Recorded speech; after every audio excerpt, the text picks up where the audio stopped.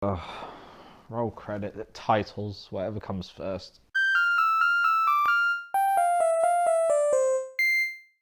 Hello and apologies, this week I am suffering from a terrible head cold, so I thought I'd review something slightly smaller and much more in keeping in theme with exactly how I'm feeling right now.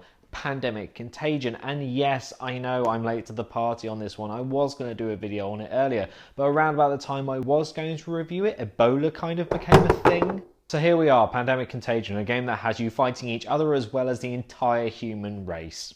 In Pandemic Contagion, you and up to 4 other piles of germs play as a pile of germs, attempting to spread your influence throughout the world through sneezing, vomiting and painful death. If that doesn't sound appealing to you, you should probably stay away from this, but hey, look on the bright side, at least by admitting that you haven't been put on some sort of government watch list or something.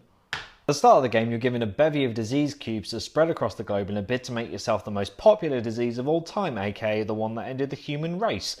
On your turn, you can do 2 actions. You can draw contagion cards, the very things you'll be spewing across the table in a bid to spread diseases. If you choose to infect a city, you play 2 cards of the same colour that matches the city you want to squirm your way into and place a cube there, or only 1 card if it's already infested with your presence. Try not to take anything I say too personally, by the way, but you are an illness after all. Cubes and cubes mount up on a city until eventually it wipes out the population.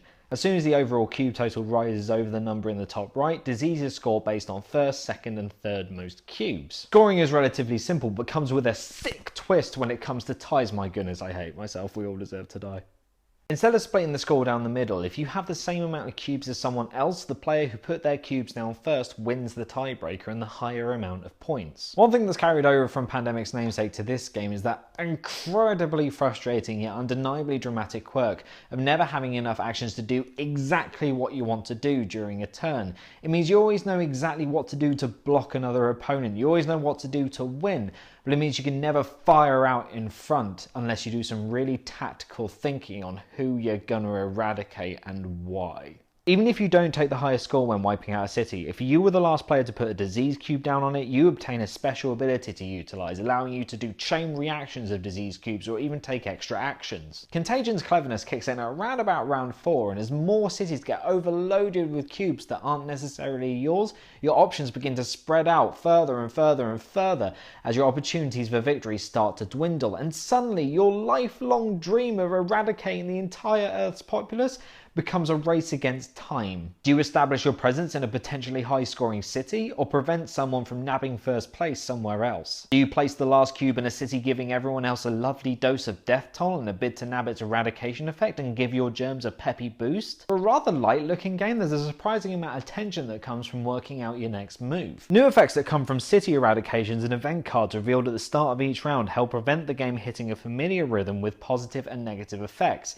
It's just a shame this doesn't really extend into the personalisation of your own diseases. Actions can be taken to discard cards to mutate your disease, improving different effects. Incubation increases the amount of cards you can draw, infection increases the amount of cubes you can add to a city when playing cards, and resistance protects you from any negative effects the World Health Organization enforce on you. Or in this case, positive, I guess. Cool idea in principle, but at the end of our games, the diseases just kind of ended up looking the same as one another in everything other than colour, which is kind of a nice sentiment really, at least viruses can get along.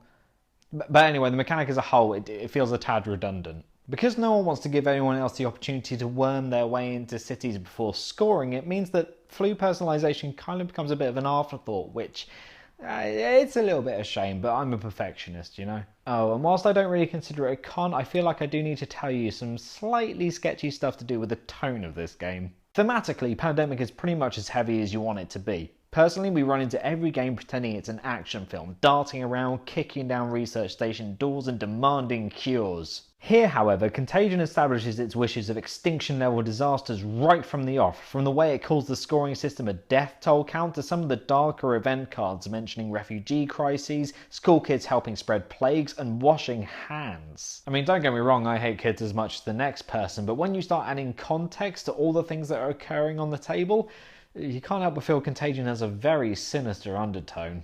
It's a little bit of a stretch to say that Pandemic Contagion is a great family filler, but what I will say is it's a nicely balanced game that plays well with any number of players and will surely feed any malevolent needs that you have. If you're looking for a tiny tablet of tension that doesn't rely on team shenanigans, you found it right here. Anyway, If you don't mind, I'm just going to get some sleep now because I really kind of need it. So, sorry.